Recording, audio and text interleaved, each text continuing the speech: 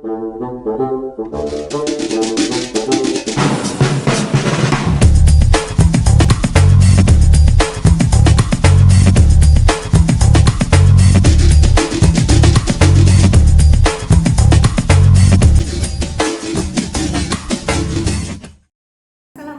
warahmatullahi wabarakatuh. Apa kabar semuanya? Mudah-mudahan masih dalam kondisi sehat walafiat semua ya. Kita akan belajar mengenai materi barisan dan deret. Nah, pada materi barisan dan deret ini kalian nanti akan mempelajari, itu kalian juga akan menyelesaikan suatu permasalahan yang dikaitkan dengan materi barisan dan deret. Dari mulai barisan aritmatika, barisan geometri, deret aritmatika, deret geometri, dan juga aplikasinya. Seperti biasa di akhir kalian juga akan disuguhkan suatu studi kasus yang akan kalian analisis bersama tim kelompok kalian dan kalian presentasikan di akhir ya. Oke, untuk lebih jelasnya silakan kalian simak penjelasan materi barisan dan deret berikut ini. Silakan. Oke, berikutnya kita akan mempelajari barisan dan deret. Rangka pelajaran ada pola bilangan, barisan bilangan, dan deret bilangan. CPMK-nya yaitu mahasiswa mampu mengidentifikasi dan memahami pola bilangan, barisan, dan deret, dan menyelesaikan permasalahan mengenai materi barisan dan deret, serta mengaplikasikan konsep matematika pada materi barisan dan deret. Indikatornya nanti kalian bisa baca sendiri ya. Sudah disematkan juga di sepada. Nah, yang pertama ada pola bilangan. Pola adalah sebuah susunan yang mempunyai bentuk yang teratur dari bentuk yang satu ke bentuk yang berikutnya. Bilangan adalah sesuatu yang digunakan untuk menunjukkan kuantitas, banyak, sedikit, dan ukuran, berat, ringan, panjang, pendek, luas, suatu objek. Bilangan ditunjukkan dengan suatu tanda atau lambang yang disebut angka. Nah, pola bilangan sendiri ini memiliki arti suatu susunan bilangan yang memiliki bentuk teratur atau suatu bilangan yang tersusun dari beberapa bilangan lain yang membentuk suatu pola, dan pola bilangan juga memiliki banyak jenis atau macamnya. Secara singkat, pola bilangan dapat diartikan sebagai susunan bilangan yang memiliki keteraturan. Kemudian ada pola bilangan ganjil. Bilangan 1, 3, 5, 7 adalah susunan bilangan yang 1, 3, 5, 7 dan seterusnya adalah susunan bilangan yang memiliki suatu pola yang dinamakan dengan pola bilangan ganjil. Nah, ada gambar susunan batang lidi yang menunjukkan pola bilangan ganjil. Kalian bisa perhatikan gambar di sebelah kanan. Ya, misalkan kalau kalian mau membuat susunan menggunakan batang lidi. Nah, bagaimanakah rumus ke N dari suatu pola bilangan ganjil? Ketahui bahwa jarak dari setiap bilangan ganjil adalah 2 dan angka terkecil dari bilangan ganjil adalah 1. Maka urutan bilangan ke N dari suatu pola bilangan ganjil adalah 2n-1 dengan N bilangan asli. Nah, gambar di sebelah kanan itu ada gambar susunan persegi yang menunjukkan pola bilangan ganjil dan jumlahnya. Nah, kemudian ada banyaknya bilangan atau N. Pola bilangan, ini ada tabel ya. Kalian bisa perhatikan tabel pola bilangan ganjil.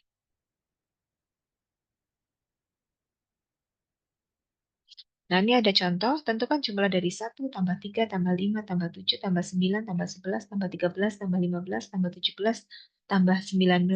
Penyelesaiannya, kalian bisa perhatikan bahwa 1 ditambah 3, ditambah 5, ditambah 7, ditambah 9, ditambah 11, ditambah 13, ditambah 15, ditambah 17, ditambah 19 merupakan 10 bilangan suku ganjil yang pertama. Jadi jumlahnya ada 10. Nah, nanti kalian silakan lanjutkan, kerjakan sendiri di rumah. Kemudian ada pola bilangan genap. Bilangan 2, 4, 6, 8, dan seterusnya adalah susunan bilangan yang memiliki suatu pola yang dinamakan dengan pola bilangan genap. Nah, gambar di sebelah kanan, gambar susunan oktah yang menunjukkan pola bilangan genap. Ini ada tabel pola bilangan genap. Nanti silahkan kalian pelajari sendiri. Urutan bilangan ke N dari suatu pola bilangan genap itu 2N, dengan N-nya bilangan asli. Nah, ini ada gambar susunan persegi yang menunjukkan pola bilangan genap dan jumlahnya. Ini ada tabel pola bilangan genap. Nanti kalian perhatikan. Ini juga ada di flipbook ya. Nah, ini ada contoh. Hitunglah 2 tambah 4 tambah 6 tambah 8 tambah dan seterusnya 50 suku. Nah, nanti kalian kerjakan sendiri di rumah. Di sini 50 suku bilangan genap yang pertama yang harus dihitung maka N-nya sama dengan 10. Dengan demikian jumlah 50 suku genap pertama adalah N kali N plus 1. sama dengan 50 kali 50 plus 1, yaitu 50 kali 51. Totalnya ada 2550. Ini ada berikutnya pola bilangan segitiga. Bilangan 1, 3, 6, 10, dan seterusnya adalah susunan bilangan yang memiliki suatu pola yang dinamakan dengan pola bilangan segitiga. Kalian bisa lihat gambarnya di sebelah kanan, pola bilangan yang terkadang membentuk pola segitiga yang terlihat pada pola segitiga pada gambar di atas. Nah, ini urutan pertama, urutan kedua, urutan ketiga, urutan keempat. Bilangan segitiga yang pertama itu bilangan asli yang pertama, bilangan segitiga yang pertama itu juga jumlah dua bilangan asli yang pertama.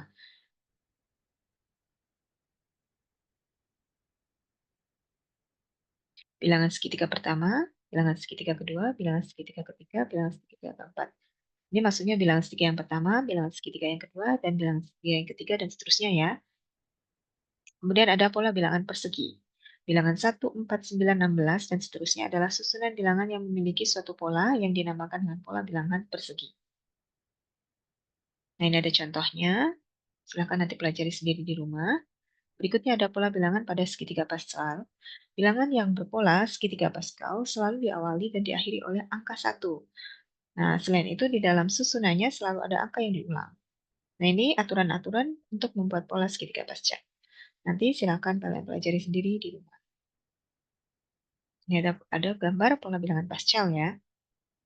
Ini ada contoh dan penyelesaiannya. Kemudian ada pola bilangan Fibonacci.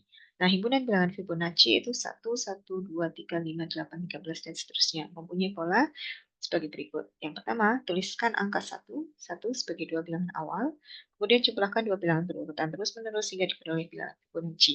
Bagian dari bilangan Fibonacci dapat kalian lihat pada gambar berikut ini, ada di sebelah kanan. Berikutnya ada barisan bilangan, yaitu ada barisan aritmatika. Nah, secara umum barisan aritmatika U1, U2, U3, U4, dan seterusnya, UN-1. UN berlaku, B itu U2 min U1 sama dengan U3 min U2, dan seterusnya. Dengan B adalah pembeda dan N bilangan asli.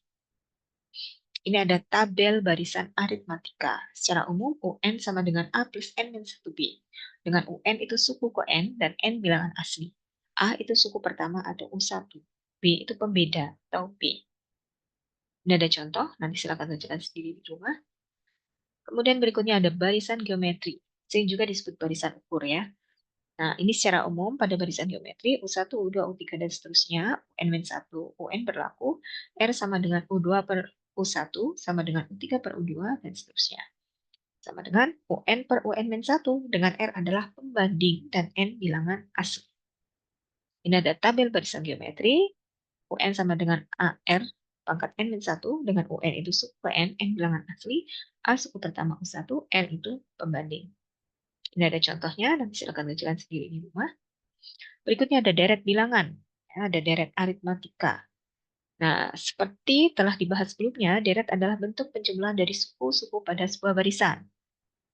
Nah, jika jumlah N suku pertama dinotasikan dengan Sn, maka S dari deret di atas adalah nih, S sama dengan 19 tambah 15 tambah 11 tambah 7 tambah 3 plus urutan dibalik. Nah, sehingga secara umum nanti Sn itu N per 2 kali A plus UN atau setengah N kali A plus UN. Nah, ini ada pembahasannya, ini ada contoh dan juga penyelesaian. Terakhir ada deret geometri. Nah, jika kamu memiliki barisan geometri 2, 4, 8, dan seterusnya, maka deret geometri dari barisan tersebut adalah Sn sama dengan 2 tambah 4 tambah 8 dan tambah seterusnya. Misalkan perbandingan pada suatu deret geometri adalah R lebih dari 0 kurang dari 1, jumlah dari deret geometri tersebut dapat diperoleh. Nah, ini secara umum rumusnya ya. Ini ada contoh dan penyelesaian. Oke, terima kasih. Baik, semuanya sudah pada menyimak materi barisan dan deret ya. Kalian sudah pasti paham apa itu barisan aritmatika, barisan geometri, deret aritmatika, dan juga deret geometri. Nah, setelah kalian menyimak dan memahami semua keseluruhan materi tersebut, selanjutnya kalian akan ditampilkan suatu video yang memberikan penerapan ya, penerapan mengenai barisan dan deret dalam kehidupan sehari-hari dalam bentuk studi kasus. Nah, kalian akan kerjakan bersama tim kelompok kalian masing-masing ya. Silakan